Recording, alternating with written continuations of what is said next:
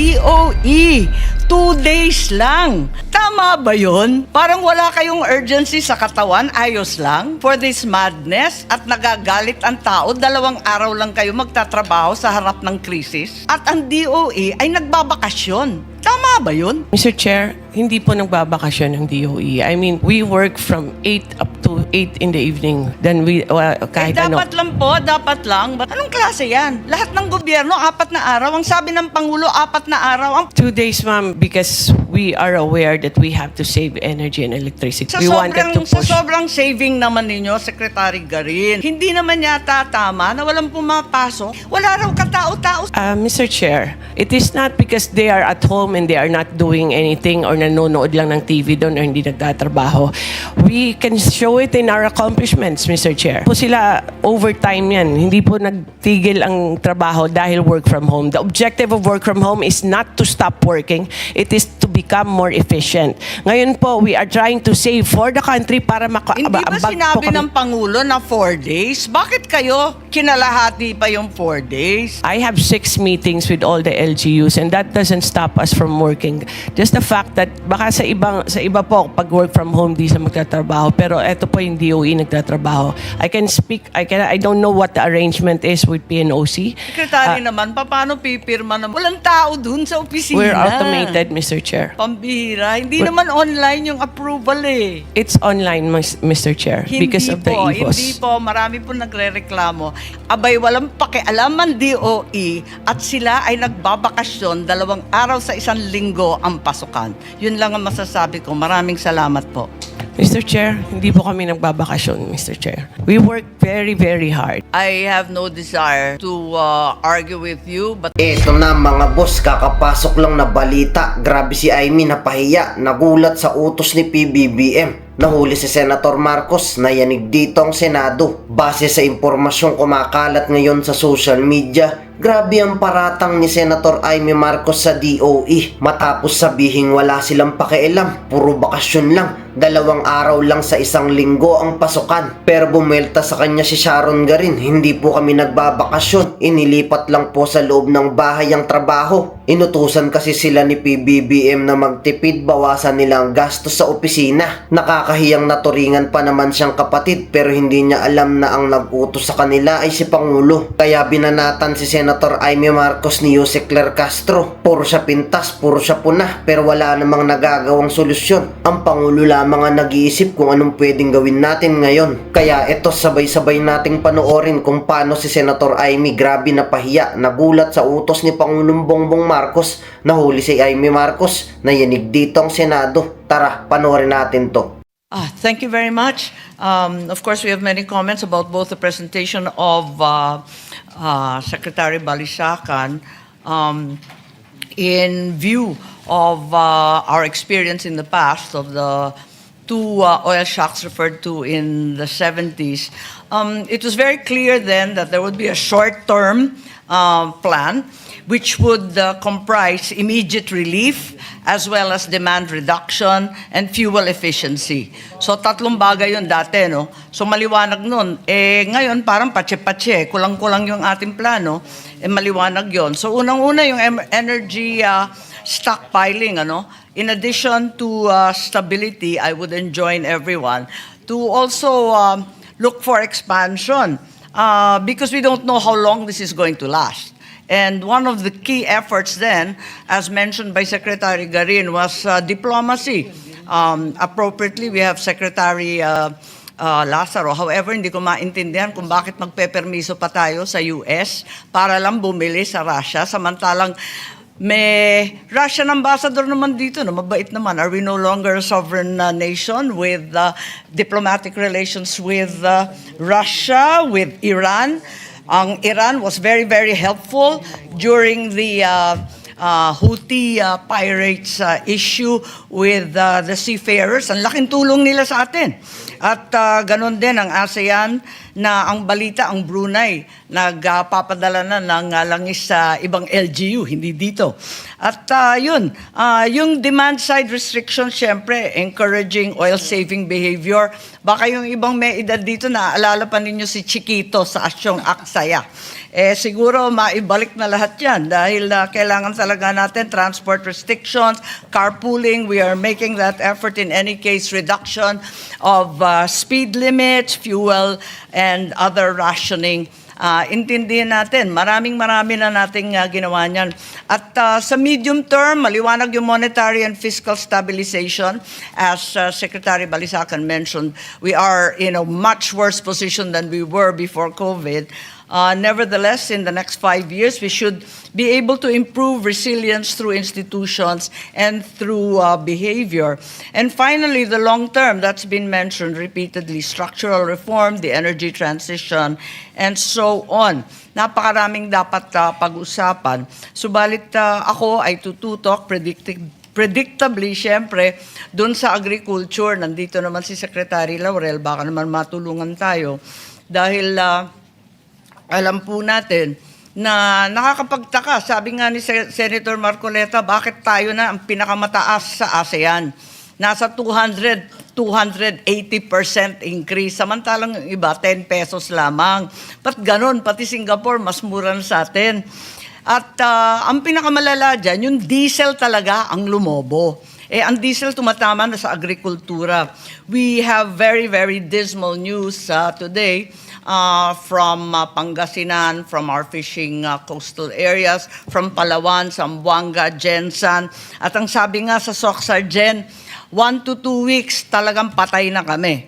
At sinabi talaga na hindi na nila kaya ituloy-tuloy kung hindi pa puputulin yung tax o may gagawing paraan dahil hindi nakakayanin at sirang-sira na yung export contracts natin dahil hindi sila makakapag-deliver. So nais kong tanungin kay Secretary Laurel, mukhang wala naman kayong presentation. Ang daing nila yung second oil importation ng 320,000 barrels. Makakakuha ba ang fishing sector dito? Kayo ang expert sa fishing. Ano po ang masasabi natin? Pati yung ating mga magsasaka, nakaraang buwan, anihan. Yun, problema sila. Diba? Kasi nga, anihan, wala namang mabiling krudo. Ngayon, ito naman fishery sector natin, nag-open season noong Pebrero, kailan ba? Biglang wala na talagang mabili na ma-afford. Ano bang magagawa natin para sa kanila? Mr. Chair, may I? Go ahead, Secretary Tiu Laurel. Madam Senator.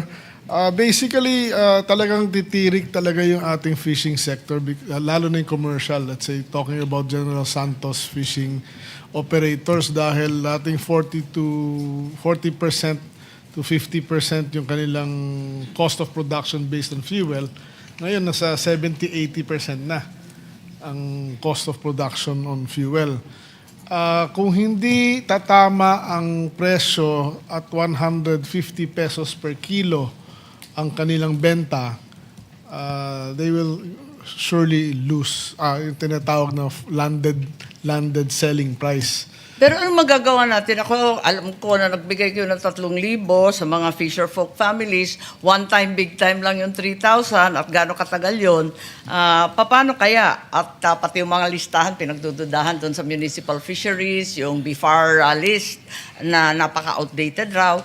Ano bang masasabi natin sa kanila? Dahil hindi pa nag-uumpisa yung krisis ng Iran, talagang alam natin, sila na, ang coastal sector ang pinakamahirap sa buong bansa. 2.5 times the rate of poverty elsewhere. Mr. Chair, well, ang iniisip namin, basta kung mapopondohan lang, ay, let's say, sa commercial fishers and big coastal fishing boat, kahit yung municipal na malalaki, for every kilo na binaba nila sa fishport ng gobyerno, bibigyan sila ng 10 pesos. But of course, that has to be funded. So that will help. Maari bang mangyari na yung ini-import ng DOE, yung nababalitaan natin na 20 billion na inalat na ni Secretary Garin, i-avail ng mga fisher folk at saka ng mga magsasaka din directly instead of through Petron and others? Pwede bang ganun? Na diretso na yung gobyerno na ang mag-aalat? I think Para may tulong din kahit papano eh. Madam Chair, Mr. Chair, ang kasama yun sa aming pinaplano dun sa uplift nga, no? Isang napag-uusapan namin dun is magbigay ng voucher per liter, like 10 peso per liter na voucher to the transport ng agri, no? Tapos sa fisher folk, then maybe sa mga fishing boats for their purchases ng fuel. The other idea is yung sa fisher folks nga is landed cost, no? Yung landed cost, yung landed price nila Landed price minus 10 pesos. minus 10 peso. So, Yun nga ang problema, ang dami yung pinag-aaralan. Eh. Sabi nila, hihikahos na raw sila sa loob ng 1 linggo. Wala nang magpapalaot. Pwede bang bilisan konti? baka next week may decision na ho yun. But we needed the inputs of our economic managers and DOF on the matter. Kasasabi lang po ni, ang balita kasasabi lang ni Secretary Recto na ayaw daw niya magbawas ng VAT kahit from 12% to 10% lamang. Ang lupit naman. That's a different matter, ma'am. Parang, isa pa yung bigas, habang nandito tayo sa agrikultura, ang balita sa palengke, wala nang regular or well-milled. So, ang mapipilitan ka, bumili ng 60 pesos talaga. Totoo ba yun? Bakit wala nang regular and well-milled? Nag-aga-aga naman kinapos, katatapos lang ng ani. Well, nandun pa sa ating, Mr. Chair, nandun pa sa ating rules na kailangan meron nakalagay yun, yung percent brokenness and everything. But mukhang hindi nga sinusunod at umiikot nga kami ngayon para sitahin nga sila. Doon naman sa presyo ng imported rice, meron na kaming iaakyat, no, sa ating Pangulo from NPCC na rekomendasyon yan na bigyan ng price cap yung imported rice na 50 pesos per kilo, and hopefully before the end of the month ma-implement namin yun. Hindi ba pwede magkaroon ng SRP din? Parati namin sinisita yung DTI at yung SRP, hindi naman nasusunod. Mas malala naman sa DA. Halimbawa sa baboy, yung 170 naging 350 na sa retail. Ang laki ng Linobo, 170 pesos, yung live, Ngayon, 230 na, yung live. Wala bang SRP dyan, tulad ng sinasabi ng ibang senador? Bakit naman lumulobo dito sobra-sobra sa ibang bansa, hindi naman ganito? At saka bakit yung DA, wala namang control dyan? Mr. Chair, basically, yun ang pinakamalaking problema namin sa DA. We can only impose or catch or kung under the Price Act. Kung SRP or MSRP, technically, we have no power even to nasitahin sila. Kaya yun din isang request ko na baka pwedeng may legislation tayo na especially in emergency, na the DA can do price controls on certain agri-goods. Pero in the meantime po, ang tindi ng inyong registry and supervision over retailers, market vendors, markets, may magagawa naman siguro kayo. Hindi naman pwedeng sabihin may kulang sa batas, tapos na. Sa ngayon, Mr. Chair, wala kaming magagawa dahil wala pa yung bagong Rice Act that will actually empower us to have all the... Maski yung uplift, may emergency powers, hindi pwedeng sitahin yung mga nag-overprice ng labis-labis sa palengke? Under the law, mukhang sa analysis namin, wala kami. Wala din kami enforcement. Ako, hindi ako naniniwala. Baka yan ang paniwala sa DA, pero naniniwala ko, may uplift na, may emergency na, pwede na tayong pakialaman. Hindi naman tama yun. Pero, sige po. Sige, ma'am. I will tignan do po more natin research. yung uplift po.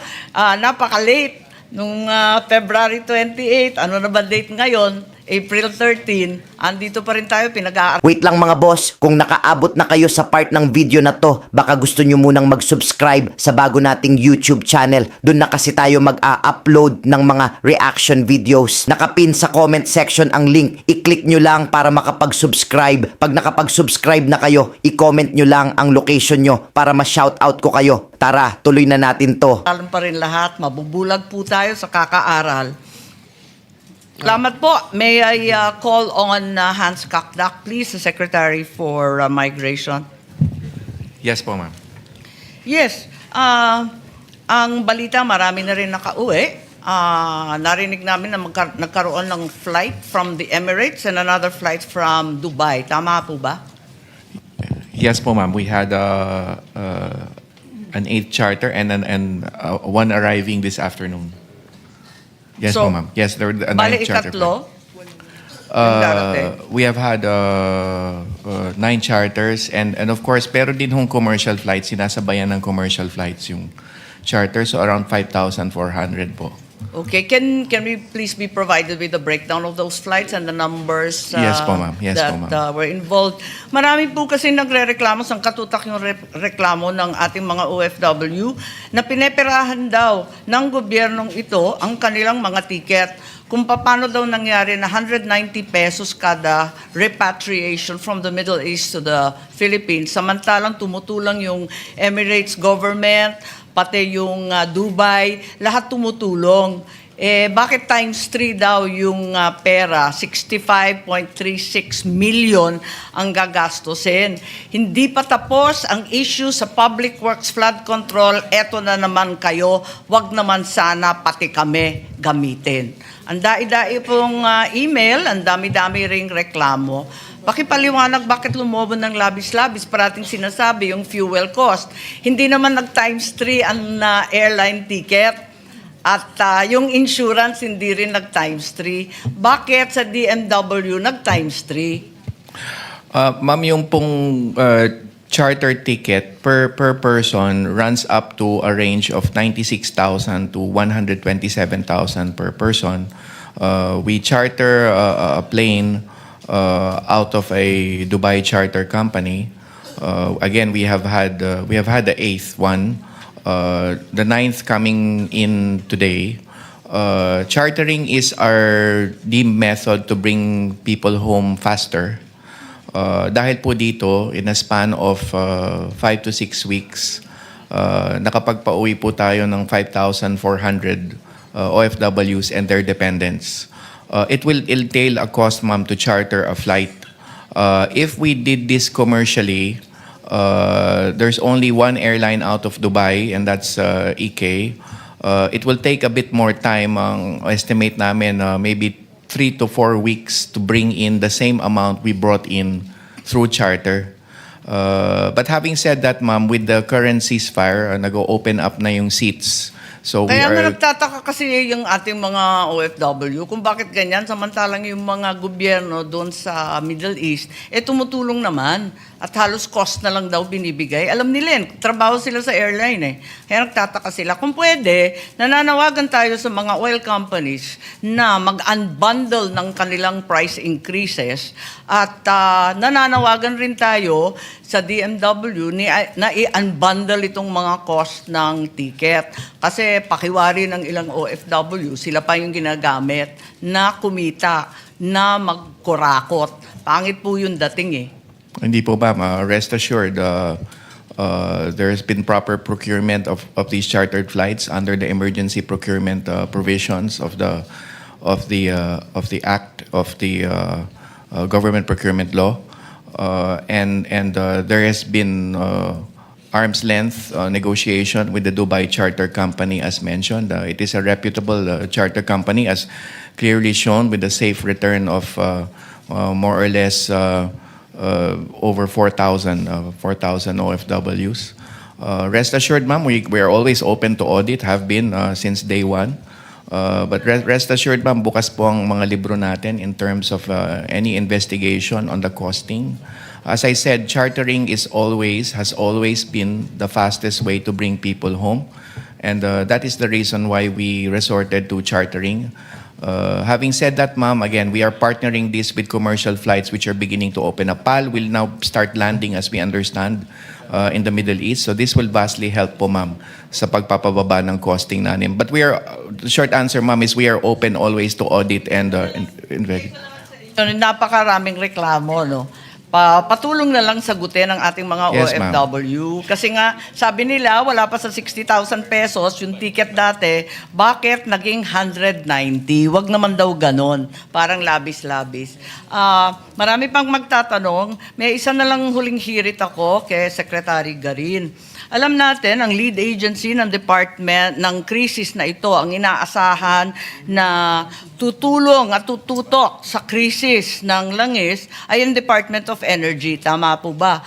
pati yung attached agencies, they're supposed to take the lead in handling the energy crisis as we understand it today, including ERC, NAPOCOR, lahat ng narito, higit sa lahat PNOC with legendary reserves kung saan man sila. And this is stated in your mandate. And the President also wrote that, in fact, there would be a cutting back in government agencies to 4 days.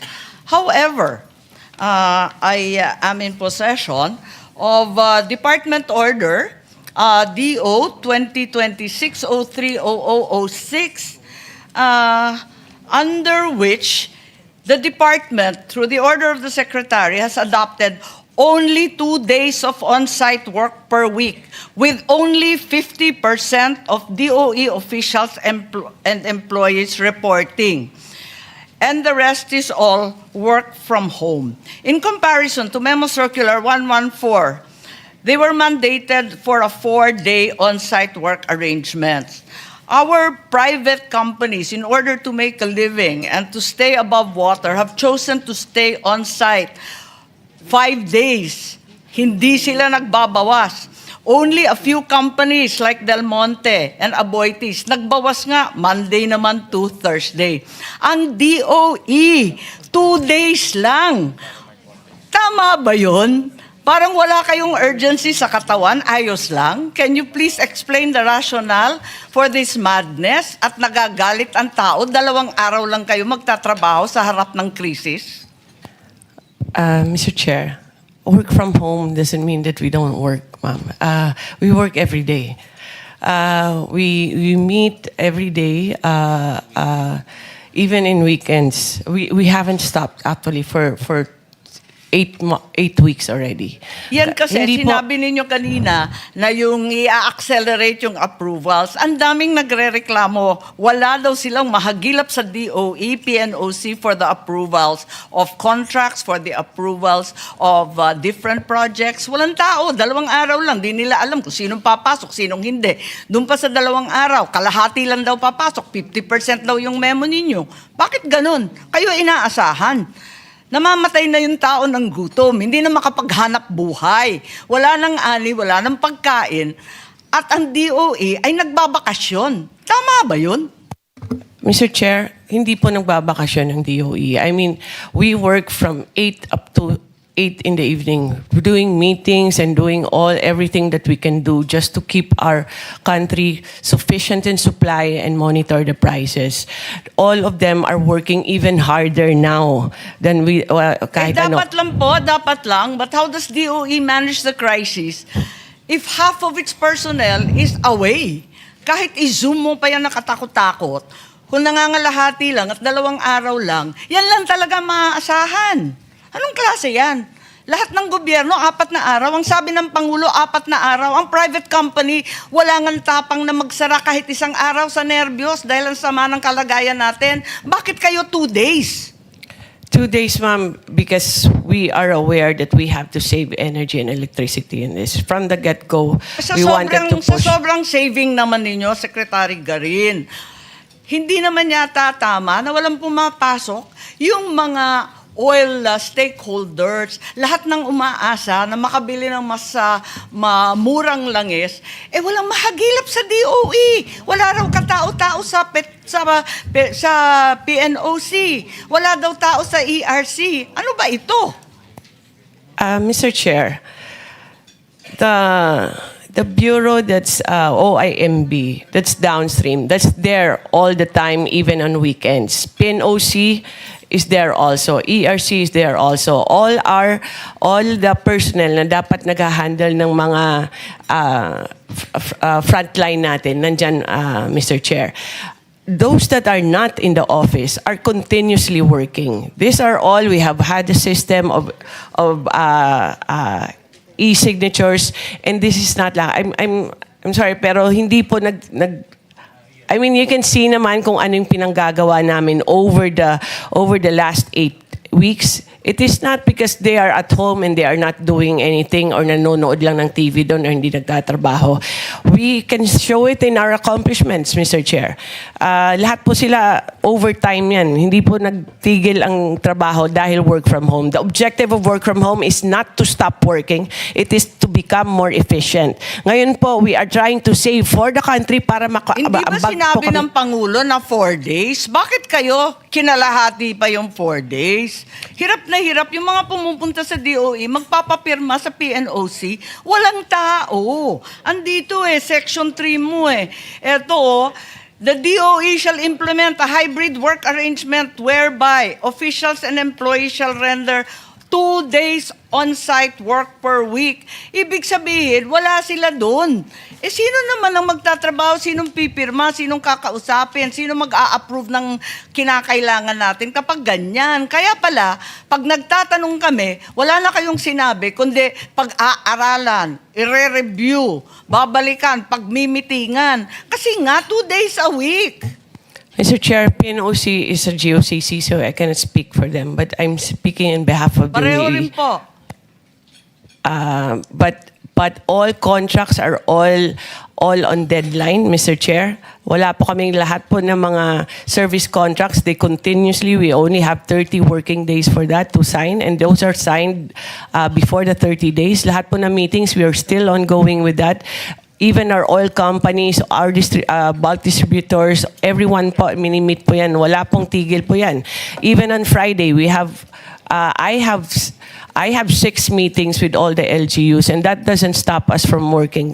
Just the fact that baka sa iba po pag work from home di sa magtatrabaho, pero eto po yung DOE nagtatrabaho. I don't know what the arrangement is with PNOC. Secretary naman, paano pipirma ng mga permitting na sinasabi nyo na accelerated hybridization? Paano pipirma ng iba't ibang mga renewable projects? Walang tao dun sa opisina. We're automated, Mr. Chair. Pambihira. Hindi naman online yung approval It's online, Mr. Chair, because of the EVOS. Hindi po. Marami po nagre-reklamo.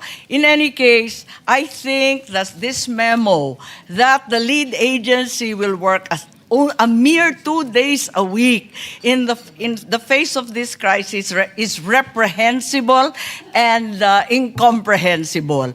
Talaga naman habang ang taong bayan ay hirap na hirap, ang ating mga mangingisda ay naghihikahos, ang presyo ng pagkain at ang langis ay hindi ubos maisip, abay walang pakialam ang DOE at sila ay nagbabakasyon 2 araw sa 1 linggo ang pasukan. Yun lang ang masasabi ko. Maraming salamat po. Mr. Chair, hindi po kami nagbabakasyon, Mr. Chair. We work very, very hard. I mean, all our USECs have individual assignments. Sa power, naayos po yung power. On the supply side po, non-stop po yan, paghanap ng supplier. On enforcement, our offices, even though wala kaming tao, pinupuntahan po lahat po ng mga reklamo. It's not stopping the work, Mr. Chair. Our efficiency is even higher now because we are, despite the fact that we are work from home. Hindi po na titigilan yan. If there are applications for service contracts for renewable energy, that goes through EVOS. And all of that is on time. Those are applications, we comply with it, with the legal requirement that it has to be finished in 30 calendar days. Wala pong deemed approved yan kasi bawal po yan sa DOE. So we are doing everything on time. And if there are applications, our frontliners are there. Naka-assign yan na dapat kung may nag-apply po ng gusto nilang bagong gas stations, the office of Director Rino is there and they're actually practically there 7 days a week because of all these problems, Mr. Chair. Secretary, I have no desire to argue with you, but the facts are evident. There's only a 2-day week as far as DOE is concerned at saksakan ang dami ng reklamo mula sa iba't ibang sektor, higit sa lahat ang sektor ng langis. Yun lang. Kaya siguro, kung maaari, balikan kaya natin itong memo ng ating Pangulo na 4-day on-site. At least man lang yung DOE. Bigyan ng konting diin itong krisis na hinaharap ng ating bansa. Ngayon, ikaw bilang Pilipino, ano ang masasabi mo at reaksyon sa balitang ito? Mag-iwan ka ng komento mo sa ibaba at atin pong babasahin isa-isa.